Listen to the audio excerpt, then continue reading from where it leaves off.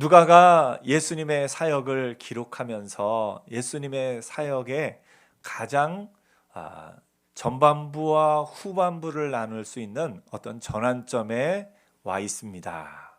그래서 사복음서가 공히 이 부분을 기록하고 있는 부분인데요. 예수님의 사역에 있어서 전반부와 후반부 사역을 나누는 가장 중요한 기점이 되는 것은 뭐냐면 베드로의 고백입니다. 예수님이 제자들에게 사람들이 나를 누구라 하느냐 물어보신 후에 너희는 나를 누구라 하느냐 물어보십니다. 그때 베드로가 주는 그리스도시요 살아계신 하나님의 아들이시니다 라고 고백합니다. 이 고백이 대단히 중요합니다.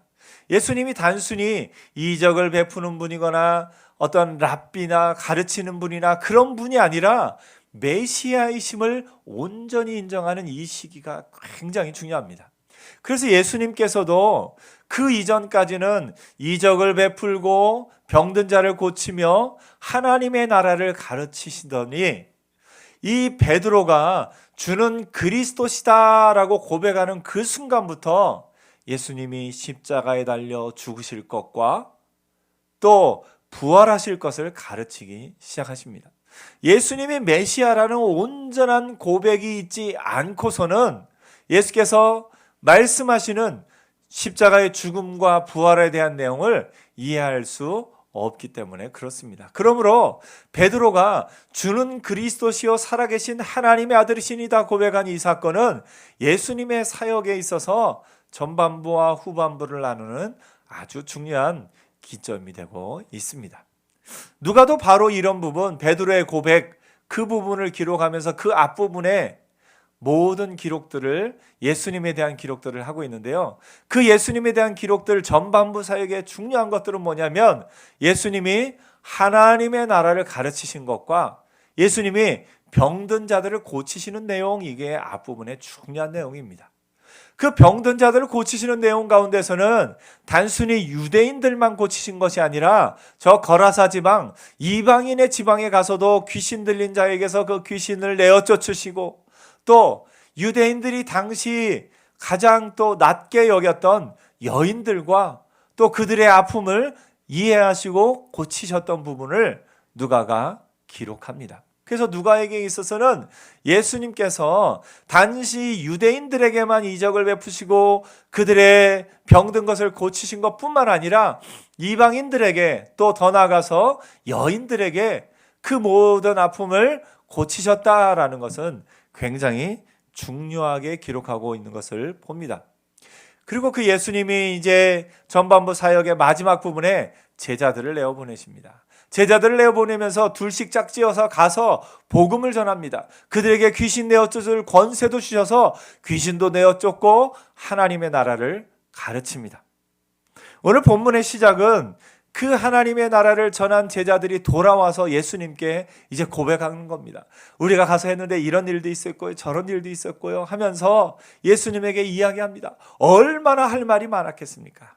그래서 예수님이 제자들을 데리고 따로 벳세다라 하는 곳에 들판 쪽으로 가십니다. 조금 어떻게 보면 제자들에게도 예수님에게도 쉴 시간이 필요해서 그랬던 것 같습니다.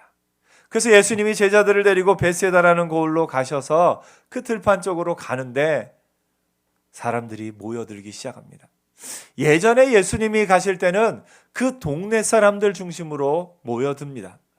저쪽에 있던 소문에 있던 그 예수님이 우리 동네에도 오셨대 하면서 동네 사람들이 주로 모여듭니다. 그런데 이 예수님의 제자들이 가서 하나님의 나라를 전하면서 또 귀신 들린 자를 낫게 하고 귀신을 내어쫓고 하면서 그런 일들을 벌이고 나니까 사람들이 이제 전체 지역에서 예수님에게로 몰려드는 것을 봅니다.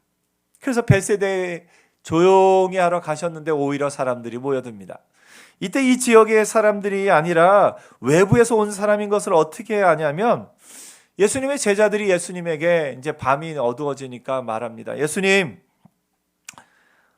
두루 마을과 촌으로 가서 유하며 먹을 것을 얻게 하소서. 날이 저물어 싸우니 이 사람들이 가서 숙소도 구하고 먹을 것도 구하게 하옵소서 이야기를 합니다. 누가 얘기를 했냐면 아마 제가 보기에 제자들 가운데 제일 배고픈 제자들이 얘기했을 것 같습니다. 저도 만약에 제가 이 자리에 있었다면 제가 너무 배고파가지고 예수님, 저 사람들 배고픈데 먹을 걸 좀 주죠. 아마 이렇게 얘기했을 것 같습니다. 이때 제자들이 예수님에게 이 사람들이 거할 곳도 먹을 것도 얻게 하옵소서 이야기를 한 것으로 봐서 만약에 이 동네 사람들만 왔다면 이 얘기를 안 했을 겁니다. 동네 사람들만 왔다면 그냥 집으로 돌아가게 하십시오 이렇게 말씀했을 것 같은데 이곳에서 저 사람들의 거할 것과 먹을 것을 얻게 하옵소서 제자들이 말한 것으로 봐서 전 지역에서 사람들이 이 먼 곳까지 몰려온 것을 보게 됩니다. 예수님 앞으로 이 사람들이 몰려오게 된 것은 무엇입니까? 제자들이 소문을 냈기 때문에 그렇습니다. 제자들이 한 일은 뭐냐면 가서 예수님에 대한 소문을 내는 겁니다. 오늘날 우리에게도 이런 사명이 있습니다. 그리스도인의 사명은 좋은 소문 내는 겁니다. 여러분 사실 여러분이 어떤 걸 좋은 걸 경험하면 어떻게 합니까? 소문내고 싶어 합니다. 이야기하고 싶어 합니다. 여러분이 어떤 제품을 써봤는데 너무너무 좋다. 그럼 어떻게 합니까? 야, 내가 이거 써봤는데 정말 좋다. 이렇게 소문내는 겁니다. 저희 가족들, 제 아내하고 제가 요즘 자주 소문내는 게 있습니다. 이번 주간에 저희가 참 사랑하는 어느 집사님 그 회사에서 이 인터넷으로 음식을 파는 저희가 참 맛있게 먹었던 그런 것들도 비롯해서 음식을 파는 그런 몰을 오픈했습니다. 무복리몰이라고. 저희가 참 사랑하는 집사님 가정 사업장에서 운영하는 무복리몰인데요. 저희 가족이 먼저 한번 시켜서 먹어봤습니다. 먹어봤더니 아이들도 저도 얼마나 맛있게 먹었는지요. 아마 먹어봐서 맛있으니까 저희 아는 사람 이제 통화할 때마다 여기 드디어 오픈했다고 하면서 여기 가면 이런 것도 사 먹을 수 있다고 그 얘기를 참 최근 며칠간 많이 했던 것 같습니다. 먹어보고 좋으니까 이야기하는 거죠. 근데 이 그리스도인들의 사명이 그 사명이 있습니다. 예수님을 내 마음에 모시고 그 믿음 안에 사니까 이런 점이 좋다 이야기를 하는 겁니다. 그리스도인의 사명이 뭐라고요? 소문내는 사람이에요. 그런데 여러분 소문도 좋은 소문이 있고 안 좋은 소문이 있어요. 좋은 소문이 있고 안 좋은 소문이 있어요. 그런데 그리스도인들은 어떤 소문을 내는 사람이겠습니까? 좋은 소문을 내는 사람이에요. 좋은 소문. 여러분 안 좋은 소문이 있는데 그 소문을 자주 얘기하는 사람, 그런 소문을 낼 때 그를 그리스도인이라고 말하기는 어렵습니다. 그리스도인은 어떤 사람이냐면요, 안 좋은 소문은 나에게서 끝이 나고 좋은 소문은 나로부터 시작되는 사람, 이 사람이 그리스도인입니다. 여러분 만약에 한국교회에 또 여러분 주변의 지역교회에 혹은 저 멀리 있는 어느 교회에 어떤 소식을 들었다고 생각을 해보십시오. 그 안 좋은 소식을 들었는데 그 안 좋은 소식을 여기저기 또 얘기하고 다니면 그건 참 안타까운 일입니다.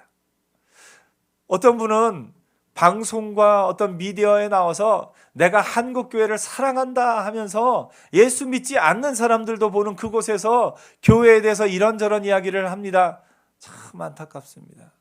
여러분 그 사람이 한국교회를 사랑한다 하지만 한국교회를 가족으로 여기지는 않는 것 같습니다. 왜냐하면 여러분 가족이에요. 가족 중에 여러분의 오빠나 여러분의 여동생이나 이런저런 아픔이 있고 이런저런 연약함이 있을 때 외부에 나가서 아이고 우리 오빠에게 이런 안 좋은 점이 있습니다. 우리 여동생에게 이런저런 하면서 그런 어떤 숨은 치부를 드러내겠습니까? 가족이라면 덮어주고 감싸주고 또 위에서 기도는 할지언정 그것을 가지고 공개하지는 않을 겁니다. 여러분 한국교회를 정말 사랑하고 한국교회가 예수 안에서 한 가족임을 안다면 그런 아픈 소식을 들었을 때는 함께 기도하고 해야지 그것을 믿지 않는 사람들에게 가서 다 이야기하고 그러지는 않을 겁니다. 오늘 여러분, 우리가 안 좋은 소문은 나에게서 끝이 나고, 안 좋은 소문을 들었을 때는 그것을 듣고 그것을 위해서 기도하고 그 소문을 퍼뜨리지 않는 은혜가 있기를 축복합니다. 반면에 좋은 소문은 예수 믿고 나니까 이렇게 좋더라, 교회가 하나님 앞에서 사람 앞에서 이런 선한 일을 하더라, 저런 일을 하더라, 이런 얘기는 어떻게 합니까? 널리 퍼뜨려야 됩니다. 그래서 교회가 하는 일 가운데 선하고 아름다운 일을 계속해서 이야기할 수 있는 것, 이게 그리스도인의 해야 할 일입니다. 오늘 여러분, 좋은 소문 퍼뜨리는 믿음의 사람들 되기를 축복합니다. 그리스도인은 어떤 사람이요? 좋은 소문을 퍼뜨리는 사람, 좋은 소식을 전하는 사람. 꼭 성경 이야기가 아니어도 괜찮습니다. 현실의 삶에 있어서 내가 이런 일을 겪었는데, 이런 일 가운데 이런 소망을 갖고 이렇게 살아가고 있습니다라고 우리 가운데 있는 선하고 아름다운 이야기, 좋은 소문들, 그런 소문을 내는 사람, 그 사람이 그리스도인입니다. 여러분이 주변 사람한테 아마 이런 이야기를 듣는다면 여러분은 최고로 잘 산 겁니다. 여러분 주변 사람이 여러분을 보고서 만나고서 나는 당신과 이야기하기만 하면 마음에 힘이 생겨요. 소망이 생겨요. 당신과만 얘기하고 나면 참 마음이 기뻐요. 이런 얘기를 듣는다면 아마 최고로 잘 산 삶이 아닐까 생각을 해봅니다. 오늘 여러분, 좋은 소문 내는 자로 살기를 축복합니다. 예수님의 제자들이 나가서 한 일이 그거예요. 소문 내는 것. 그리스도 안에서 예수 안에 있는 그 소문, 예수님께서 어떻게 하나님의 나라를 이 땅에 이루어가고 계신지, 예수님의 가르침에 대해서, 예수님의 병 고침에 대해서 그런 소문들을 내는 겁니다. 예수님의 제자들이 소문내는 자로 살았던 것처럼 여러분들 선하고 아름다운 일을 많이 소문내며, 우리 교회가 이런 일을 했습니다, 우리 교회 가운데 하나님이 이런 일을 이루셨습니다, 제 삶 가운데 하나님이 이런 일을 이루셨습니다, 소문내며 사는 저와 여러분 되기를 축복합니다.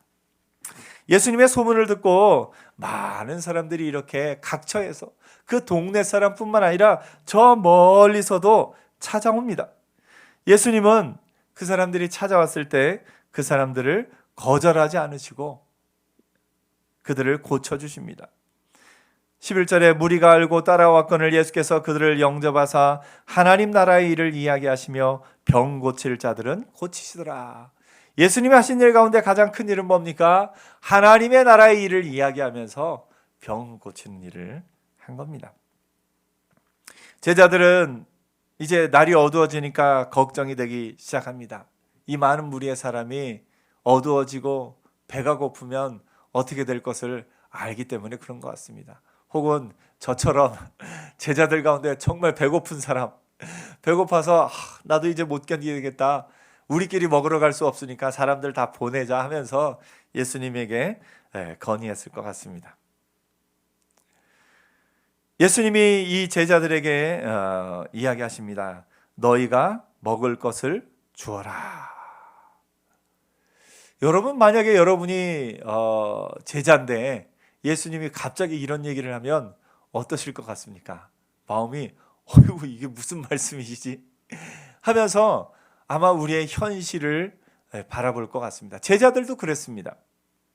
예수님이 사실 이 얘기를 하신 것은 요한은 조금 더 자세하게 기록하는데, 요한복음에 보니까 예수께서 눈을 들어 큰 무리가 자기에게로 오는 것을 보시고 빌립에게 이르시되 우리가 어디서 떡을 사서 이 사람들에게 먹이겠느냐 하시니, 이렇게 말씀하시면 친히 어떻게 하실지를 아시고 빌립을 시험하고자 하심이라.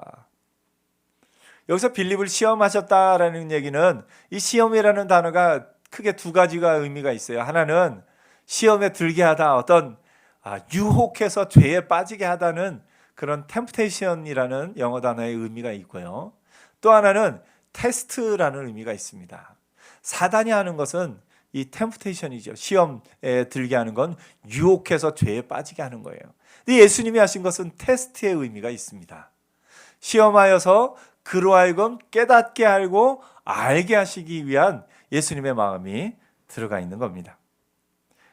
빌립과 제자들은 당황했습니다. 그래서 서로 모여서 얘기합니다. 예수님, 저희가 아무리 해도 못할 것 같습니다. 저희가 여기 있는 사람들이 5천 명이 넘는데 이 사람들을 다 먹이려면 각 사람으로 조금씩 받게 할지라도 200데나리온이 떡이 부족합니다. 이야기를 합니다. 200데나리온이면 얼마냐면 한 데나리온이 한 사람이 하루 일한 겁니다. 200데나리온이면 200일 일한 거니까 대략 따져서 한 7개월쯤 될 것 같으네요. 7개월이면 7개월의 월급입니다. 월급도 다 달라서 얼마로 계산해야 될지는 모르겠는데 200만 원으로 한번 생각을 해보시죠. 200만 원의 월급으로 7개월이면 1,400만 원입니다. 여러분 생각을 해보세요. 1,400만 원. 와, 갑자기 그 돈을 어디서 구해서 어떻게 사람들을 먹일까요? 제자들은 우리가 도저히 먹일 수가 없습니다. 현실을 보고 우리에게 있는 것을 주목합니다. 그래서 할 수 없다고 얘기하고 가진 것은 보리떡 5개와 물고기 2마리다 이 이야기를 합니다. 우리는 그렇습니다. 우리는 예수님이 말씀하실 때 나의 현실을 주목합니다. 예수님, 저는 요런 정도밖에 못합니다. 저는 가진 능력이 이거밖에 안 됩니다. 저는 학교를 주님, 저는 머리가 저는 키가 작아서, 저는 눈이 작아서, 저는 이것이 안 돼서 저것이 안 돼서 우리가 할 수 없는 이유를 참 많이 댑니다. 그런데 예수님은 가서 너희가 먹을 것을 주라 이야기하십니다. 오늘 우리가 우리 주변에 어려운 이웃 돕는 것도 마찬가지입니다. 예수님은 우리에게 가서 너희가 어려운 이웃을 도우라. 저희가 만약에 저희 교회가 개척교회라서 어려워서 저희는 아직 어려워서 못 돕겠습니다.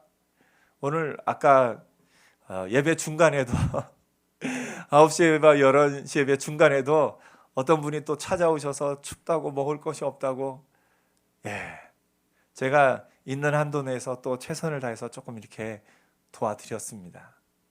오늘 여러분, 우리가 가진 것이 없다고 이래서 안 된다고 저래서 안 된다고 우리의 현실을 보는 게 우리의 마음입니다. 그것은 이 먹을 것을 주라는 건 우리 삶에 있어서 너희가 이 일을 하라 예수님이 명령하실 때 우리는 늘 우리의 가진 한계를 봅니다. 근데 예수님은 마음속에 더 큰 일을 이미 꿈꾸고 계십니다. 어떻게 보면 예수님이 메시아, 예수님이 하나님이심을 온전히 믿는다면 이 제자들이 예수님께 부탁했어야죠. 이 제자들이 자신들이 가진 걸 따져보고 이런 것도 해보고 저런 것도 해보고 다 생각해봤는데 제자들이 딱 하나 안 한 게 있어요. 그게 뭡니까? 예수님에게 부탁한 겁니다. 예수님, 메시아이신 예수님에게 부탁하는 일을 제자들이 안 했습니다. 오늘 여러분, 오늘 우리도 어떻게 보면 그럴 수 있습니다. 다른 방법은 다 해봤는데 예수님에게는 부탁을 안 한 겁니다. 공부를 하는 학생이 공부를 열심히 해봤는데 예수님에게는 부탁 안 한 겁니다. 예수님, 저에게 지혜를 주옵소서. 예수님, 제가 일을 하는데 최선을 다해서 공부할 수 있게 도와주옵소서. 예수님에게는 부탁 안 하고 내 능력으로 막 하다가 나는 안 되나 보다. 나는 못해. 나는 이미 늦었어. 나는 이미 글렀어. 아마 포기하고 있을지 모릅니다. 오늘 여러분, 예수님은 메시아이십니다. 예수님은 계획을 갖고 계시고 예수님은 예수님의 계획이 있고 예수님은 이들에게 공급하실 계획이 있는 거예요. 이미 구약에서 우리는 하나님의 능력을 보았습니다. 만나를 주신 하나님, 그 이스라엘 백성 수백만 명을 저 광야길을 통하여서 가나안 땅에 이르게 하신 하나님, 그것도 1, 2년도 아니고 40년 동안 그들을 먹이신 하나님의 역사가 있습니다. 여러분, 수백만 명을 40년을 먹이신 하나님이 5천 명 먹이시는 거 아무것도 아닙니다. 아무것도 아니에요. 이적도 아니에요. 그런데 중요한 건 예수님이 하나님이심을 믿느냐는 겁니다. 예수님이 하나님이심을 믿으면 5천 명 먹이는 거 일도 아닙니다. 제자들은 이 순간 이후로 깨달은 겁니다. 예수님이 그리스도시다. 예수님이 메시아이시다. 확신이 든 겁니다. 예수님은 그걸 가르치기를 원하셨습니다. 많은 5천 명에게도 먹을 것 주는 거, 그것도 예수님의 마음에 있겠지만 예수님은 이 일을 통해서 이 제자들에게 예수님이 하나님이심을, 예수님이 메시아이심을 알려주고 들려주고 보여주기를 원하셨던 겁니다. 오늘 여러분, 우리에게 그 믿음이 있습니까? 예수님이 하나님이신 것을 믿는 믿음이 있습니까? 예수님이 우리에게 모든 것을 공급해 주실 수 있는 믿음이 있습니까? 우리는 현실을 봅니다. 상황이 어렵습니다. 이런저런 상황이 우리로 이걸 못하게 하고, 이런저런 상황으로 우리가 이것을 꿈꾸지도 못하게 하는 그런 일들이 우리 가운데 있을 수 있습니다. 이것 때문에 안 되고 저것 때문에 안 되고, 우리의 삶 가운데, 우리의 현실 가운데 참 많은 것들을 포기한 채로 살아갈 때가 있을 수 있습니다. 오늘 여러분, 예수님이 메시아이심을 믿는 하나님의 사람으로 살기를 축복합니다. 예수님은 여러분에게 공급하기를 원하십니다. 예수님은 5천 명을 먹이기를 원하십니다. 여러분의 삶에 놀라운 하나님의 역사들이 이루어질 겁니다. 근데 문제는 우리가 안 구한 거예요. 제자들이 2,000데나리온 계산해보고 사람들에게 빨리 가야 한다고 현실적인 대안들을 마련하면서 한 가지 안 한 것이 예수님이 하나님이시고 예수님이 메시아이심을 믿고 예수님에게 부탁하는 것, 그걸 안 하는 겁니다. 오늘 여러분은 어떻습니까?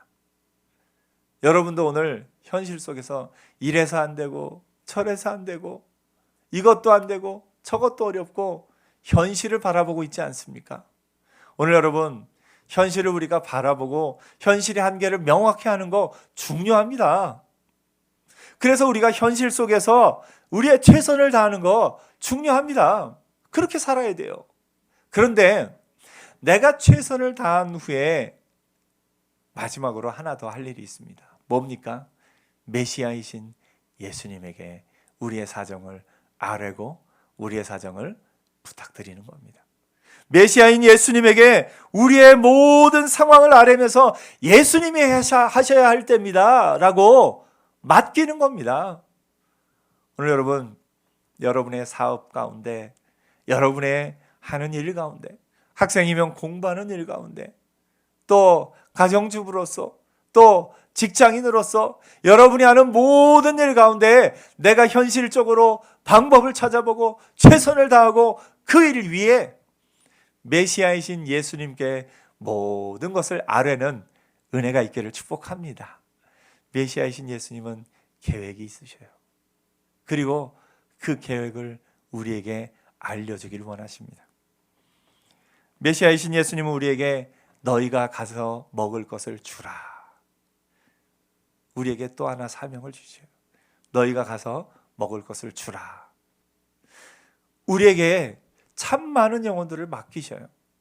우리에게 나만 위해서 살 것이 아니라 참 많은 사람에게 먹을 것을 주는 자로 살아라. 그 사명을 우리에게 주시는 거예요. 여러분, 우리가 결혼 전에는 누구 배고픈 것만 걱정합니까? 사실 우리가 결혼 전에는 나 배고픈 것만 걱정하지요.